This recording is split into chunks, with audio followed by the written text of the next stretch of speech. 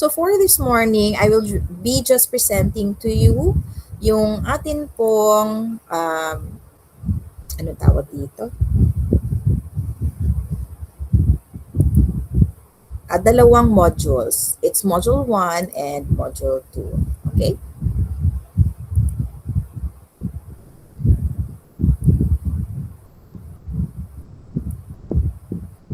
Teka lang po .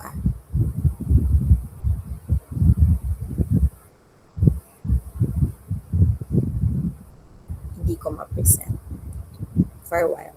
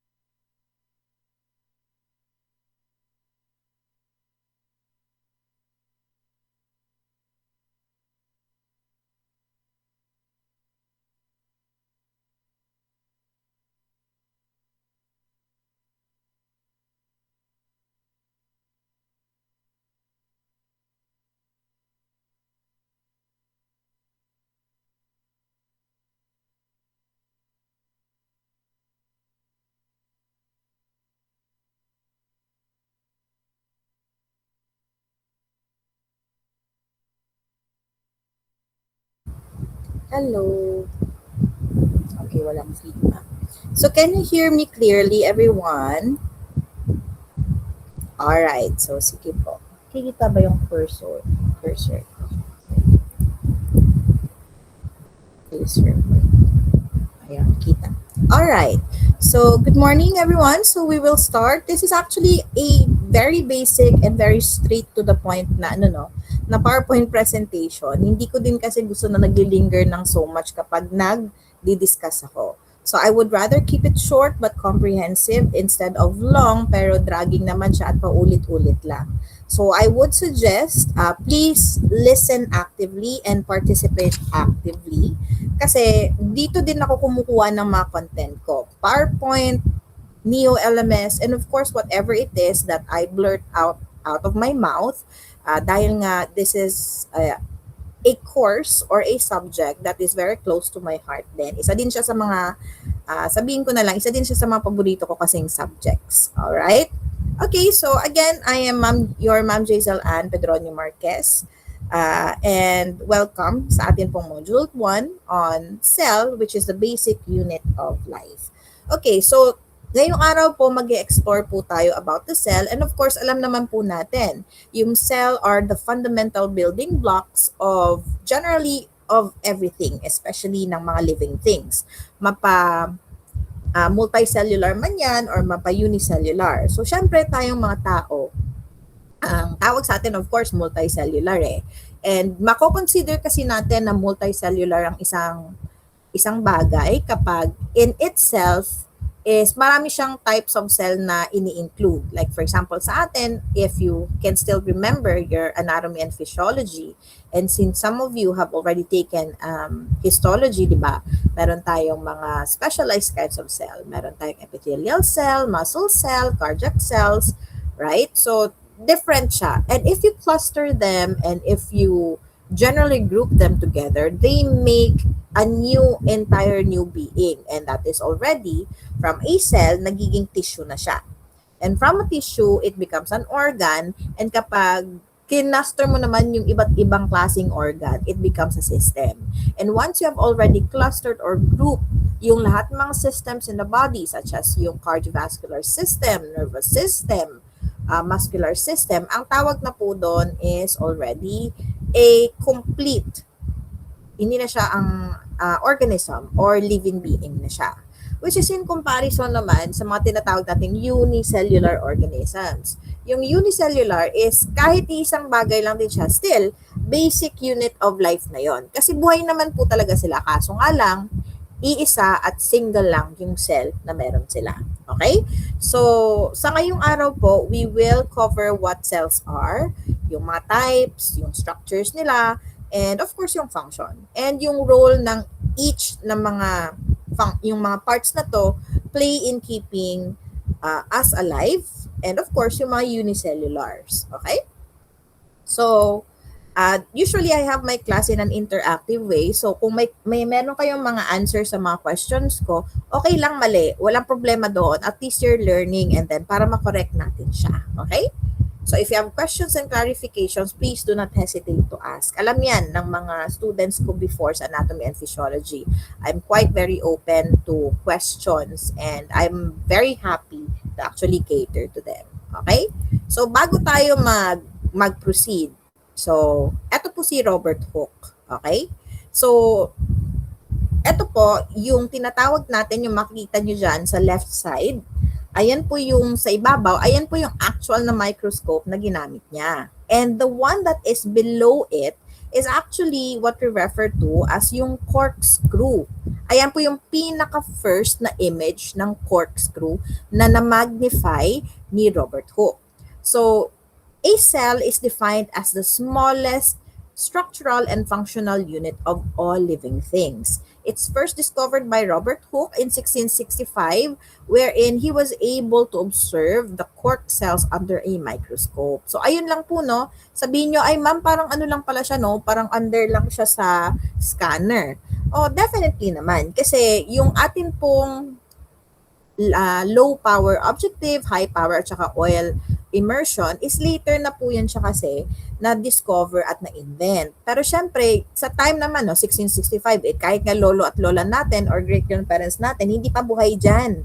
So, syempre, mga amateur pa lang, but nung time nila, ayun na po yung pinaka-high-end na sinasabi. Kumbaga sabihin na lang natin parang iPhone, ano bang iPhone 1 or iPhone 2 versus sa iPhone 17 Pro Max. O, ayun. Parang ganun na po kalayo yung atin pong difference sa microscope, or parang telescope pa nga ito, microscope ni Robert Hooke compared today. So, ito po yung actual talaga, no? Actual talaga na picture or image ng cork cell under the microscope. So, remember that the cells, all living things are made of one or more cells. Okay? Lahat po tayo ng all living things. Kapag especially may tinatawag tayong system. Tao, monkeys, cats, dogs, plants. Kasi hindi naman po tayo tinatawag na unicellular. Okay? Multicellular organism po tayo. So, cells is the basic building block of life. Alam naman po natin yon. And yung mga bacteria and fungi, algae, sila naman po yung tinatawag natin na unicellular. And these are the organisms that are made up of one cell. Alright? So, tayo naman, mga tao, trillion, as in TRI, okay, with many zeros, ang ating number of cells sa katawan natin. And of course, every function in our body happens because meron pong coordination ang bawat cell sa katawan natin. So, cells carry out all life processes, nutrition, energy production, waste removal, and growth and reproduction. So, anong ibig sabihin nito? Kapag meron po tayong mga cells na namamatay, hindi ibig sabihin na mamamatay na din tayo. Dahil nga meron naman po tayong regeneration of some cells and then growth of some cells. Kaya po, kahit po like for example, nabagok yung ulo agad. Nabagok like for example, or naigo ang imong arm. So magkakaroon siya ng hematoma, 'di ba? So, some of the cells actually died, okay? Ibig sabihin nun, because meron nga siyang bleeding into the tissues eh. So, ang ibig sabihin nun, kahit meron po tayong mga cells na namatay doon, And kahit sa menstruation ng mga babae, may mga cells sila na pinapalabas sa katawan nila, especially on the endometrial layer, no? Patay na cells na po yun. So, ang ginagawa ng katawan natin, dahil nga meron po siyang growth na nangyayari, nare-renew yung mga cells natin. So, kaya hindi po ang isang tao basta-basta namamatay just because na may damaged cell po siya. And of course, to continue the lineage and to continue the human race, syempre kailangan po ng reproduction. Okay? And para magkaroon ng reproduction, meron po tayong oocyte or yung tinatawag nating egg cell na galing sa babae. And then, yung tinatawag natin naman na sperm cell na galing naman sa lalaki, which are also types of cells. Okay? So, generally, there are two types of cell that we need to be aware of. So, we have your prokaryotic cells and then your eukaryotic cells. So, yung prokaryotic cells, ito po yung tinatawag natin na single-celled organisms. So, they are very small and very simple yung structures nila. In fact, wala po silang totoong nucleus. So, if you move forward sa molecular biology, no, and even if you have a recap on what cytogenetics is.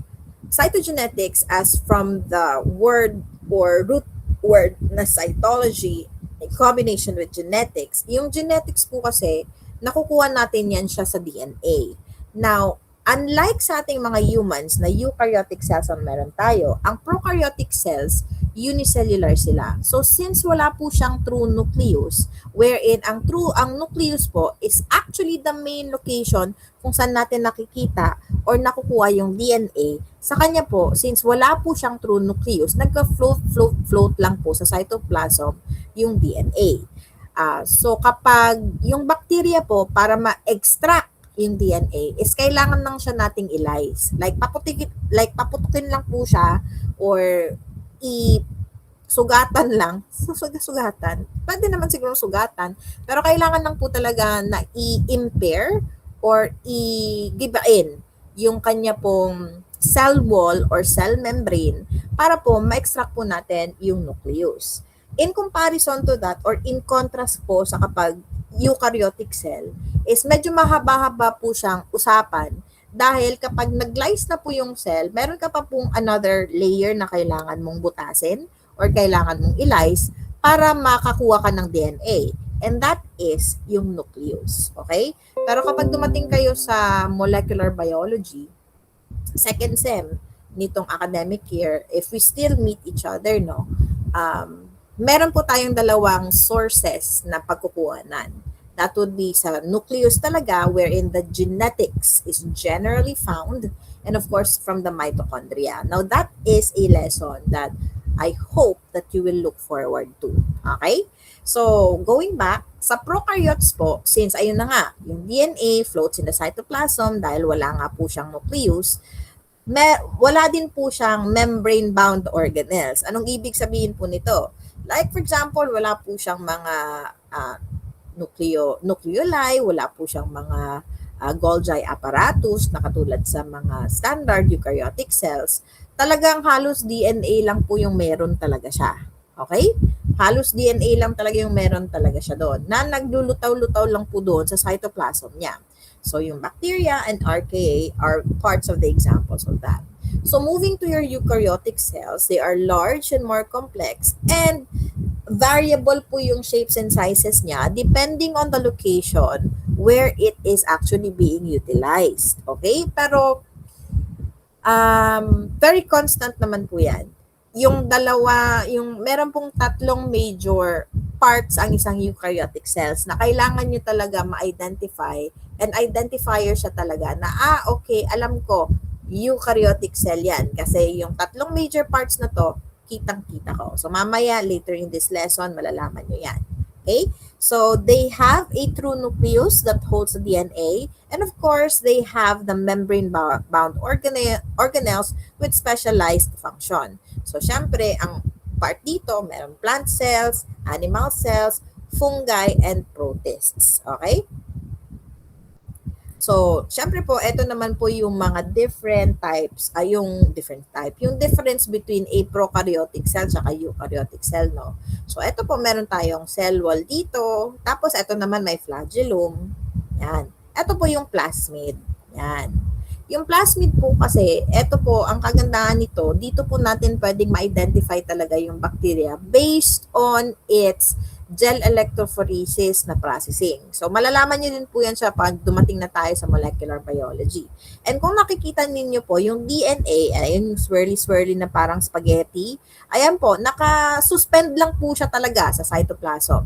In comparison to that sa atin pong eukaryotic cell, na yung atin pong DNA at saka yung chromatin is nasa loob po siya ng atin pong nucleus. Ayan po, yung parang spaghetti.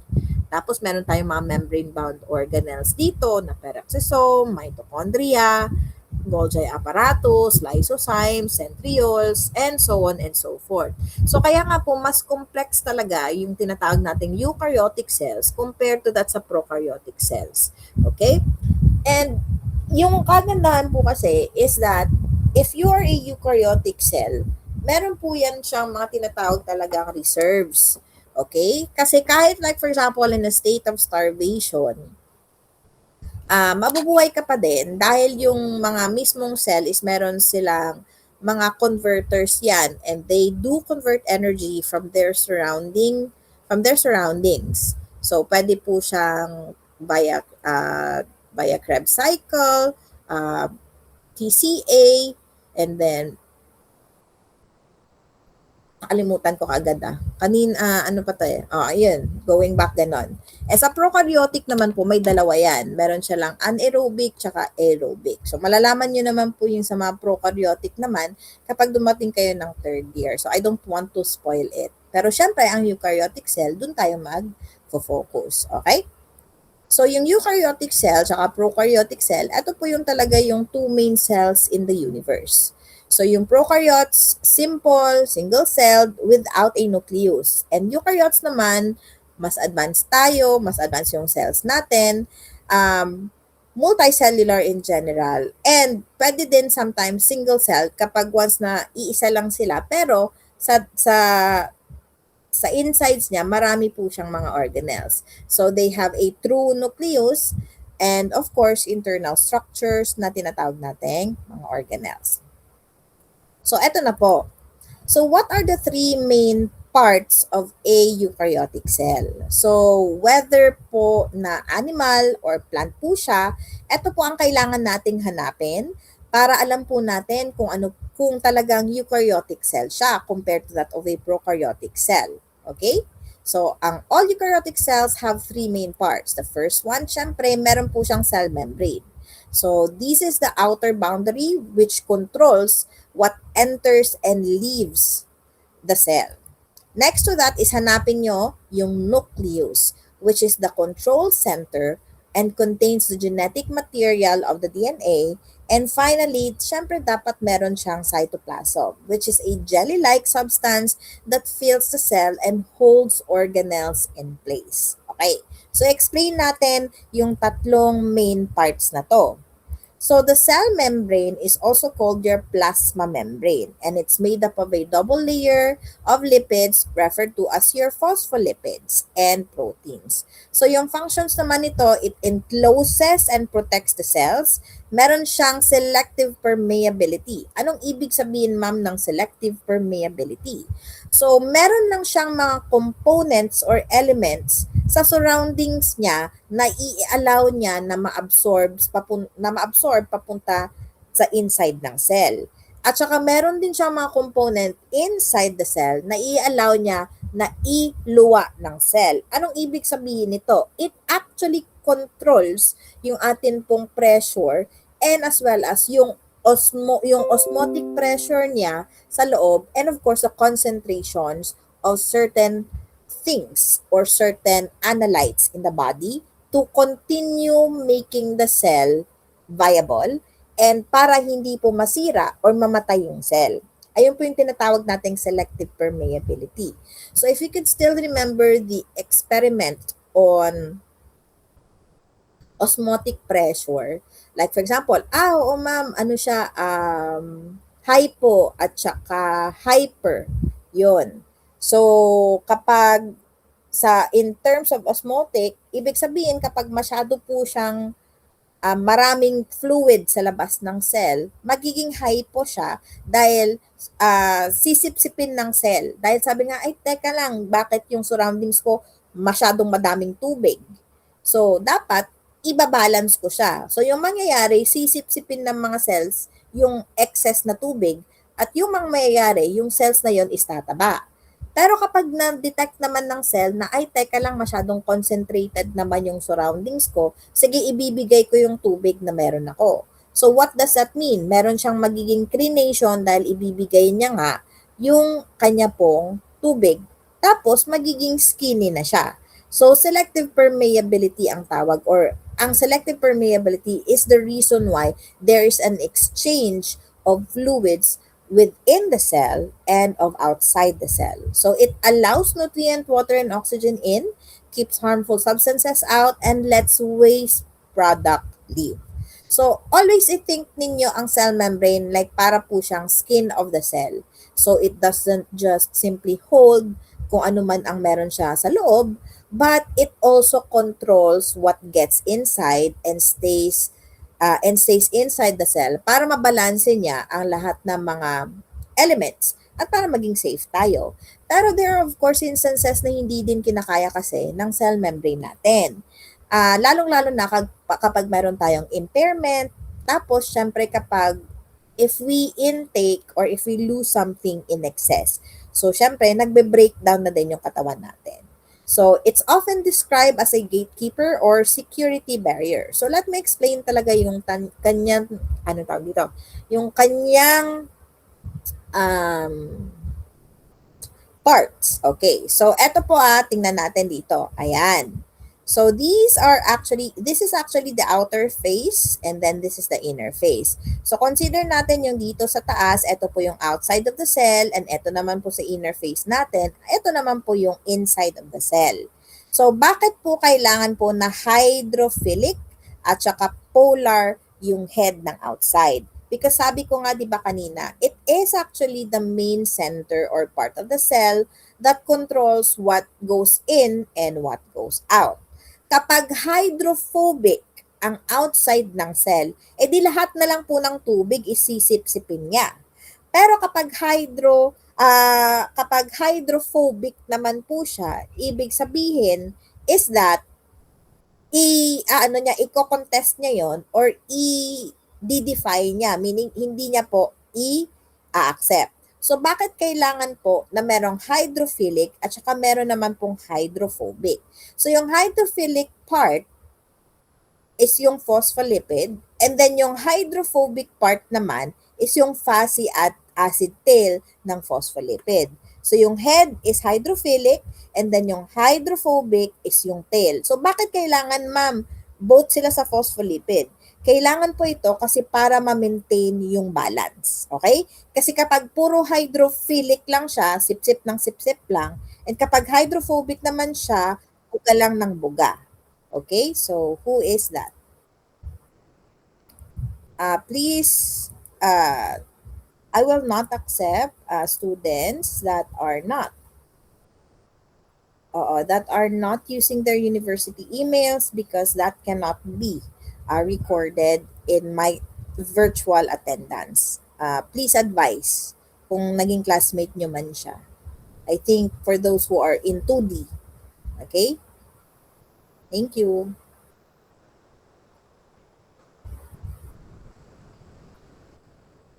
Alright, so going back, at saka bakit ngayong time lang, it's 9 o'clock ang aking class. So late na siya. Okay, going back, are you still with me? Summer class. All right. So sige po. So, going back, so para po ma-protect yung cell, kasi ang tendency po kapag puro hydrophilic, philic po ibig sabihin palangga ni ang water. Kung super love niya talaga yung water, so sisip-sipin at sisip-sipin niya. So what's the downside of that? Kapag masyadong madaming tubig na sa inside ng cell, yung tendency po is magbe-burst yan siya. Kaya po bilog na bilog yung cell natin dahil puno na siya ng tubig. Okay? So syempre kapag once na pumutok na yun, edi mamatay na talaga eventually yung cell. And what happens naman po kapag hydrophobic naman po siya? So, ibig sabihin kapag hydrophobic, may phobia siya or may fear of water siya or nire-repel niya po yung tubig, kapag masyado namang ganun, ang tendency is mag-cricinate na naman yung cell, so ninipis at ninipis siya. So, ano mangyayari? Yung lahat po ng mga mechanisms inside of the cell that allows the cell to actually survive, kailangan po actually nun ng tubig at saka ng oxygen. So, yung tubig po kasi, it's made up of two hydrogen ions or atoms and as well as meron po tayong oxygen na molecule, di ba? Two hydrogen molecules with one oxygen molecule.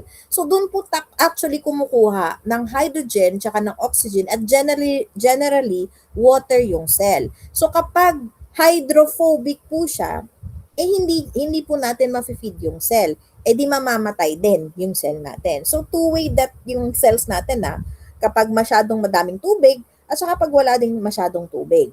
Kaya nga po, in reality, tayong mga tao, dahil hindi naman po tayo camel, wala po tayong water reserve sa katawan natin, 3 araw lang ang kailangan matetegi na tayo kapag walang tubig. And then, we can actually even last 7 days without food, basta may tubig lang. Okay? Dahil po, pwede naman nating ma-burn yung fats natin kapag wala pong pagkain. So, with that, with the burning of the fat, we also release water sa ating system. And that water can be recycled by the body. So, pero kapag once na na-use up na po yun siya, yung tubig, tapos wala po tayong access sa tubig ng 3 araw, possible po tayo na magkaroon ng shock sa katawan natin at pwede po tayong mamatay dahil hindi po tayo nakapag-inom ng tubig. And kung tatanungin niyo po ako in a medical perspective, sasabihin ko sa inyo dapat uminom tayo ng tubig. Hindi fluids, yung kape, yung juice, yung milk tea. Feeling ko ito yung mga everyday ninyong iniinom eh. Sino dito yung mahilig sa mga flavored drinks at hindi mahilig sa tubig? Raise your hand. Guilty. Ayan. Alos naman lahat tayo, di ba, guilty dyan. Kasi, mas masarap, ma'am, kasi may lasa. Yung tubig kasi walang lasa. Which is totoo naman. Pero, syempre, eto lang this is actually a fact. The drinks that you're actually consuming, yung mga flavored drinks na yan, actually also contributes to the fluid content of your body. But what makes it unhealthy compared to plain water? It's actually the contents. Kasi syempre yung flavored drinks, may sugar, mataas yung salt, mataas yung mga other elements that can actually alter yung mga hormones natin, yung electrolytes natin, kaya nagiging dangerous siya. But we still actually get the amount of fluid that our body actually needs. Ayun nga lang, ino-overwork natin yung cells at saka yung systems natin to process and digest. Pero nakukuha pa rin natin yon. So kaya, uminom pa rin kayo ng tubig. Ganon yon. Especially right now na medyo mainit, di ba?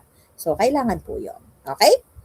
So, very integral at very important po yung ating plasma membrane because it is the major part of the cell that really controls yung exchange and yung survival ng cell is nakadepende po sa plasma membrane natin. Ayan meron po tayong mga cholesterol and then meron tayong mga intrinsic proteins that that is generally used to generate new cells din. So, ginagamit po yun siya. Okay?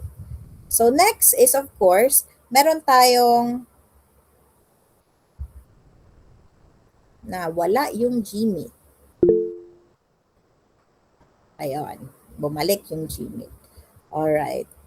Okay, Miss Padroncillo, if you want to attend my class, the next meeting, please make sure you are not late. Okay, my class started at exactly 9 a.m. Understood? Okay. So, Next is we have the nucleus, which is considered as the control center. So ano ang ibig sabihin ng control center? So parang ito po yung brain ng ating cells. So it's the largest organelle in most cell and it's surrounded by a nuclear envelope with pores. Ma'am, bakit may pores na naman siya? Katulad ba yan ng ilong natin? Yes po, parang katulad siya ng ilong natin, pero katulad din po ng plasma membrane, ang nucleus po natin is may konting pores din because it allows anything that enters the plasma membrane to be utilized by the nucleus. Kasi ano po ba meron tayo dyan sa nucleus? It contains the genetic material called your DNA. Okay? Kasi kapag wala naman po siya kasing pores, papaano siya makakapag-function kung wala siyang makukuhang nutrients or elements that it needs to actually function. So, yung ating pong nucleus sa bawat cell po natin, ito po yung nag-hold ng lahat ng instructions na kinakailangan ng cell natin para mag-grow, para mag-divide, and of course, meron po yan siyang nucleolus. Ano naman yung nucleolus? So, siya naman po yung in charge sa paggawa ng mga ribosomes. Okay? So, ang chromatin, nandoon din po siya sa loob ng ating DNA. So, generally, the nucleus is the control center that all cell activities, growth, and reproduction take instructions from. Okay? So next to that is we have the cytoplasm and the cytoskeleton. So yung cytoplasm natin is a gel-like fluid that fills the spaces between the nucleus and the cell membrane. So remember nyo, di ba kanina, meron tayong membrane-bound organelles. So dito po yan siya naglalangoy-langoy yung atin pong mga organelles. Okay? Kasi saan nga po siya maglangoy-langoy? Kung walang parang tubig or parang walang something fluid, edi nakastagnate na po yun siya. So it's made up of water, salts, and proteins which are actually utilized by the organelles and as well as the nucleus itself. It's a site of many chemical reactions and holds all organelles in place. So, i-consider na siya as the filling, okay, palaman ng cell ninyo na nagkikip ng lahat ng mga things inside the cell, mga organelles, ng nucleus, suspended and constantly moving. Kasi kapag na-stagnate po yun, pwede po siyang mamatay yung cell. So the cytoskeleton on the other hand, ito naman po, as the name would imply, kung alam nyo naman po yun siya sa anatomy and physiology, di ba? Yung skeleton natin is the structure of the human body. And sa cell po natin, yung cytoskeleton acts like the structure of the cell. So, it acts like the skeleton and of course, the muscle combined. Pero sa cell nga siya. Kaya nga sinabing cyto because cell. So, it actually supports yung shape, tsaka it allows parts to move around. So, it is referred to as a network of tiny fibers and tubes inside the cytoplasm which gives the cell its shape and help with movement. So, ayan po eto po yung, yan. Dinilit ko lang yung mga other parts. Pero ito po, yung pink na parang peachy part na to, ng donut na to, this is the entire cell. At ito naman po yung parang mga wavy-wavy na yan, ayan naman po yung cytoplasm. At saka ito naman po, yung tinatawag nating cytoskeleton. So, mga fibers po yan siya that allows the cell to actually move inside. Okay? So, what are the key organelles and their function? Okay, so mitochondria is the powerhouse of the cell. Kapag wala po ito, wala, deads ang ating cell. Dahil nga, ito po talaga yung nag-produce ng energy, which is in the form of ATP. Now, ma'am, paano po yun siya? So, remember yung sinabi ko kanina, no? Yung TCA, Krebs cycle, yung ginagamit niya, it's either fats, lipids, and as well as yung glucose. So yung pinaka-healthiest niya po, actually wala naman po siyang healthiest na source, okay? So syempre yung pinaka-readily available is yung tinatawag nating glucose units. Yung glucose po natin, i-convert po yan siya to ATP in a process called glycolysis. Kasi binibreakdown po natin yung glucose. So ayun po yung pinaka-basic and non-toxic way to actually produce ATP, glucose breakdown, which is referred to as glycolysis. Now, bakit sinabi ko po siyang non-toxic way? Kasi meron naman po tayong tinatawag na gluconeogenesis, wherein doon po paloob yung mga lipolysis and proteinolysis, wherein yung sources niya po is non-glucose source. So, ibig sabihin, kapag nangyayari po yon, nasa state of starvation ang katawan natin. Ma'am, bakit? So, pag sinabi kasi nating state of starvation, ibig sabihin, buhay ka pa naman, pero hindi pa nagkakaroon ng glucose talaga. Ibig sabihin, wala ka pa pong masyadong carbohydrates na nakain na kailangan i-process ng katawan natin, i-digest niya, and from there, dun tayo kukuha ng glucose natin. Ma'am, buhay pa naman ako kahit hindi pa ako nakakapag-breakfast, hindi pa ako nakakain ng tinapay, ng kanin, ng noodles. Oo nga, buhay ka pa nga. Dahil ang katawan natin, meron siya talagang natural mechanism of survival, which is doon yung tinatawag natin proteolysis. Meron din po tayong tinatawag na gluconeogenesis, lipolysis, wherein we get those certain sources from non-carbohydrate source. Now, bakit sinabi ko kanina na medyo non-toxic yung glycolysis dahil nga from glucose siya? Kasi ang nangyayari po kapag in the state of starvation ka, and kapag non-carbohydrate source ang pagkukunan mo, meron po tayo niyang pagbe-breakdown, which is referred to as ketoacidosis. Ibig sabihin, some of your protein sources gets to be broken down. And from that breakdown, makakukuha po tayo ng glucose. But at the same time, we also release certain acids. Okay? Yun po. So, kaya minsan, yung term na hungry, as in, hungry ka na, angry ka pa, totoo naman po yun. Kasi, yung pag-breakdown ng anything that is of usable and convertible energy sa katawan natin, ang end product po nun is that nagkakaroon siya ng release ng medyo acidic na part at pumupunta po yan siya sa brain. Now, remember po natin balik na ng konti ng anatomy. Yung brain po natin, wala po yan siya na tinatawag na energy reserves. So, ibig sabihin, kukuha siya talaga ng energy niya from the cerebrospinal fluid. Dahil wala po yung mga fat reserves yung brain katulad ng buyon natin sa tiyan. Okay? Wala po yan siyang ganyan. So, kapag once na na-release na po yung mga acids na to, pag pumunta na po yan siya sa CSF at pumunta na po yan siya sa brain natin at sisip-sipin din yan siya ng brain natin together with the glucose, meron po yan siyang konting pag-alter sa emotion center natin. Yan. Inside out ba yan? May mga control center yan siya na titik off. Tapos nagkakaroon tayo ng emotion na naiirita ka, pero actually gutom ka lang pala. Okay? So, it's more likely on the hypothalamic function. So, si mitochondria, isa po yan siya sa mga major important ways because all cells in our body has mitochondria. So, kapag wala ka pong readily available na glucose, so yung gagawin yan is magtitip yan po siya sa atin pong endocrine system. Tapos sa endocrine system natin, ititik yan siya magtitik sa hypothalamus, papunta po yan siya sa pituitary, and then after sa pituitary, ikiklik niya po yan siya sila pancreas para mag-release ng mga certain hormones para makapag-help sa ating pong cells. Okay? And part of that is of course yung insulin and glucagon. So si mitochondria, gagamitin niya na po yun, yung mga pre-process ng atin pong hormones para mabuhay niya yung cells. Okay? So ribosomes, they are the ones that are in charge of making proteins. So found floating in cytoplasms or attached to rough endoplasmic reticulum. So ano naman po itong si ribosomes?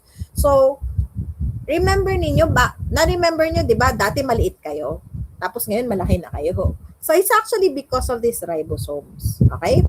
So lahat po ng mga structural cells na nakikita natin sa katawan natin is actually because of proteins. So, like for example, dati yung atin pong mga ilong, like yung mga collagen, mga ganyan-ganyan, dati sabi mo, ay teka maliit lang dati yung ilong natin, no? Pero bakit ngayon either lumapad siya or tumangos siya? As long as hindi po siya as long as hindi po siya pina-Dr. Bello, yung parang natural lang ba? Tapos syempre, meron tayong pag ano ng hair natin, pag bulk up ng katawan natin, paglaki din minsan ng buyon natin. So it's actually made up of proteins that contribute to the manufacturing of structural parts of our body. And that's actually because of ribosomes. And without proteins, sa totoo lang po, no, there are some cells in the body that actually give us immunity against certain diseases. And it's actually because of the major contributions of these ribosomes. And of course, we also have your endoplasmic reticulum, ang rough endoplasmic reticulums, which also have ribosomes, they process and transport proteins. And yung smooth endoplasmic reticulum, kaya po siya tinawag na smooth dahil wala po siyang mga pores. Pore-like structure na parang pintok-pintok, which are the ribosomes, kaya tinawag siyang smooth endoplasmic reticulum. So, syempre, dahil nga smooth sila, ayun po yung palagi niyong tatandaan, no? Kapag meron po siyang mga pintok-pintok, rough na po yun siya, dahil ang contributing factor po nito is ribosomes. Therefore, proteins ang in charge niya po yan. Pero kapag smooth, dahil po may absence of ribosomes, at dahil nga po smooth nga siya, katulad ng fat, so it makes lipids and detoxifies substances. Okay? Yun. So, kumbaga kung kumakain po tayo, sabi ko nga sa mga bata sa mga inaano ko, no, alam mo yan kapag smooth endoplasmic reticulum ay may pakana, dahil kung kakain ka ng baboy, kita mo yung fatty layer, yan, dahil po yan siya sa smooth endoplasmic reticulum. Pero kita mo yan siya yung parang corned beef, yan, dahil yan sa rough endoplasmic reticulum. So, yung protein kasi, it's part of the structure of the body. And with the absence of this endoplasmic reticulum and absence of ribosomes, edi puro fat na po tayo. Okay? So, pero dahil nga, we are made quite perfectly as we are functioning, binalanse po yun siya. In the presence of rough with these ribosomes, may protein tayo for the muscles. And in the presence of smooth, endoplasmic reticulums, in the absence of ribosomes, meron tayong fat. So, anong kagandahan? With fat, meron po tayong temperature regulation. With protein, meron tayong muscles for structure, okay, and function, of course. So these organelles are like organs, each with a specific job. So mitochondria again for energy, ribosomes for protein, or endoplasmic reticulum, and as well as mamaya Golgi apparatus. Nagtatransport sila and nagiging delivery, parang food panda at saka grab driver sila sa katawan natin to actually make an exchange. And of course, we also have your, eto na lang. Sorry, nag-ano pa ako medyo a-advance ako. And we also have your lysosomes for clean up siya, and then vacuoles to store things. So, eto po yan yung vacuoles, bag po yan siya. Okay? Bag. As in, kung saan po ang mga kailangan na mabagahin ng ating pong cell, sa vacuoles po yan siya. Kahit bacteria pa yan, okay lang, wala pong problema. Yung lysosomes naman, eto naman po yung for clean up kasi nag-create po yan siya. There are some specialized cells in our body that create certain substances that kill bacteria. Parang toxic siya sa ibang mga cells pero hindi sa own self natin. So yung lysozymes po, yung in charge doon. And si Golgi apparatus naman po natin, it actually modifies and katulad din po ng ER, meron pong pag-transport ng protein. Okay? So ayun, Golgi apparatuses is packages, modifies, and ship proteins and lipids to their destination. Lysozymes contain enzymes, digest waste, food, or damaged cell parts, mostly in animal cells. And of course, the vacuoles, which stores with storage sacks for water, food, or waste, like a large central vacuole in plants. So siya po yung parang bag ninyo if you're still using a bag, si vacuoles. Baunan, in short. So let's actually have a a differentiation between plants versus animals. So structures found only in plants are the cell wall, the chloroplast, and large central vacuole. Bakit? Number one, ang cell wall po kasi kailangan po ito as a rigid outer layer made up of cellulose supports and protect the cells because ang plants po kasi kapag if you look at it under the microscope, very, very uniform po siya. And in order for it to have a uniform structure, a cell wall is actually needed. In comparison po kasi sa animal na, like sa atin, no? Animal. Animals po tayo or part in the animal kingdom po tayo, yung cells po natin is actually doesn't have a cell wall kasi para maka-adjust po siya sa mga movement. Okay? Sa kung para meron po siyang passage, mga ganon. At saka, we don't have chloroplast. Bakit?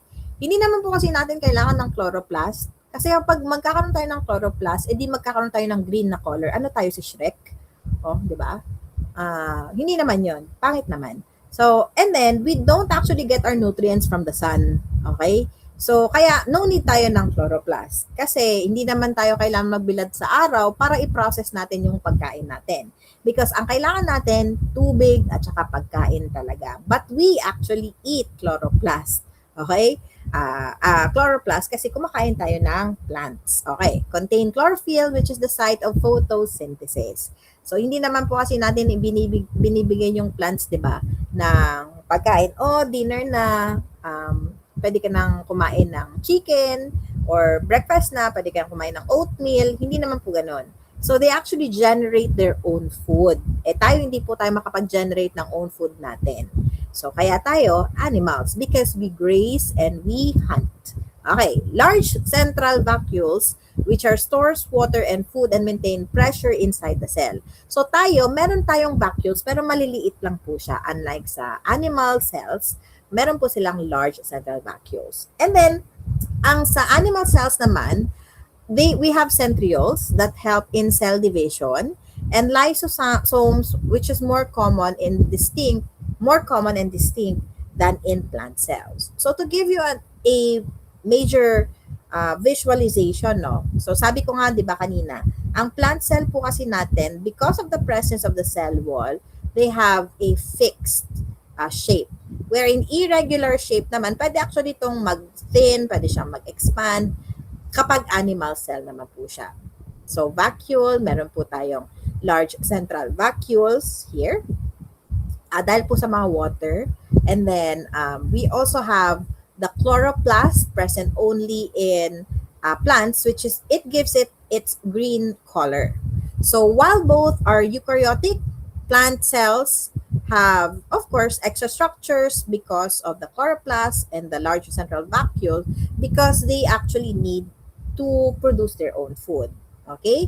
And dahil nga po may cell wall sila, para mas maging rigid siya, para yung mga, like for example, yung mga plants natin sa bahay, no?